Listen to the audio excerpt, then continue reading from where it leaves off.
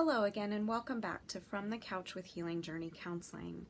If you are a family member supporting a loved one who's struggling with eating disordered behaviors, substance use, and/or any process addictions, self-harm, exercise, internet use, shopping, spending money, this video is for you. I work with lots of individuals and families find healing from these things. And I want to offer a few tips on how to start having the conversation with your loved one if you're concerned. This can be a really tough thing for family members to do. Lots of things get in the way of our communicating our concerns to our loved one. Lots of things like shame and self-doubt and not knowing how to do it and how to say it and when to say it. I want to give you just a few tips on how to start having that conversation. The first thing I want to say is it's important to take action. So we may be fearful or anxious about how our loved one might respond. It's important to bring attention to the things that we're observing. Our loved ones kind of count on us to be their mirror, even if they don't appreciate it in the moment. We can be their mirror for things that they may not be aware of. So it's important that if you're noticing something that's concerning, you're noticing they're using more substances, they're not coming home at night, they're isolating, they're withdrawing, they're skipping meals, not planning for meals, leaving meals to go to the bathroom, over exercising, things like this, and you're concerned, it's important to put words to that. I would encourage you, if you're considering having this conversation with your loved one, to communicate it in a direct, clear way, using your observations. So something like, I've noticed you've been skipping some meals and not coming home until really late at night. I'm concerned, I care a lot about you, and I really want to understand what's happening.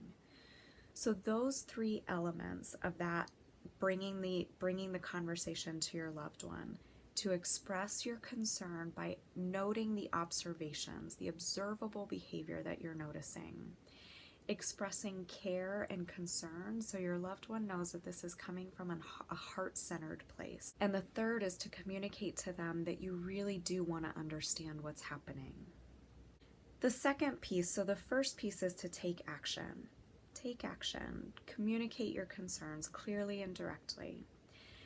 The second piece is in the listening to what your loved one has to say. So sometimes family members come to these conversations with an assumption about what those behaviors are communicating, what's happening for our loved one, why they're using those behaviors. We come up with all kinds of stories about what might be happening for our loved one, and sometimes those can get in the way of actually really learning and understanding what's happening for my loved one. So I encourage families to show up with present moment, to show up with just what is happening in the moment. What is my loved one trying to tell me in the moment? And to show up with attunement and curiosity. So attunement means tuning into my loved one as they're communicating about their behaviors. Maintaining eye contact, head nods that indicate I'm with you, I'm hearing you, I'm understanding you. Sometimes that's physical touch, right? Sometimes that's putting a hand on a knee to say I'm here with you, I care about you. So attunement, and then the curiosity piece, that I really want to come into these conversations with gentle curiosity, with an intention to learn about my loved one, to learn about, what that behavior is about for them. The third and final tip that I want to leave you is to know when to get help. These conversations can be really tough for family members to have. Starting the conversation is important. And if your loved one is responding in ways that are increasing the behavior, they're becoming more defensive or more guarded, more withdrawn, this is a time to bring professional help in. Individual, couples, and family sessions can help families and individuals learn how to communicate about these things differently. If you're looking for additional resources to help support a loved one who's struggling with a substance use or an eating disorder, there are organizations that have lots of tips and tools and information, including access to care.